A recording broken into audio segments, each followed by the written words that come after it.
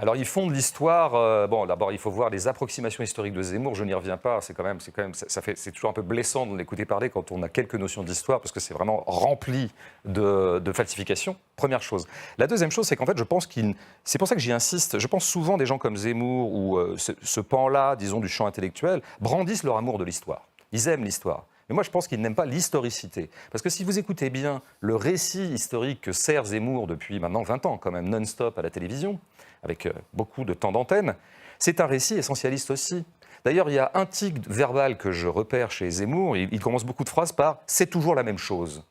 Et donc, quand il nous parle, par exemple, de ce que pourrait être le Brexit ou des choses comme ça, des choses qui engageraient les Anglais, il va nous parler d'une invariance anglaise. Que de tout temps, finalement, les Anglais ont voulu faire la nique aux Français, qu'il y a une vieille rivalité immémoriale. Et donc, il essentialise l'histoire. C'est-à-dire que les agents historiques pour Zemmour sont des agents invariants.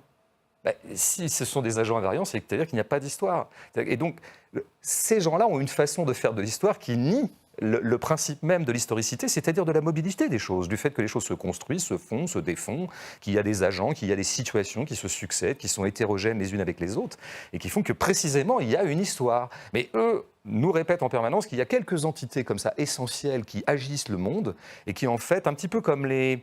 Je le dis aussi, vous savez, comme ceux qui s'affrontaient dans Highlander, le film avec Christophe Lambert, là, il y a des entités immémoriales qui, à travers l'histoire, s'affrontent, mais de façon toujours invariante, en fait. C'est pour ça qu'arrive... C'est pareil chez Alain Soral ? Soral, quand même, comment dire, Soral a commencé marxiste.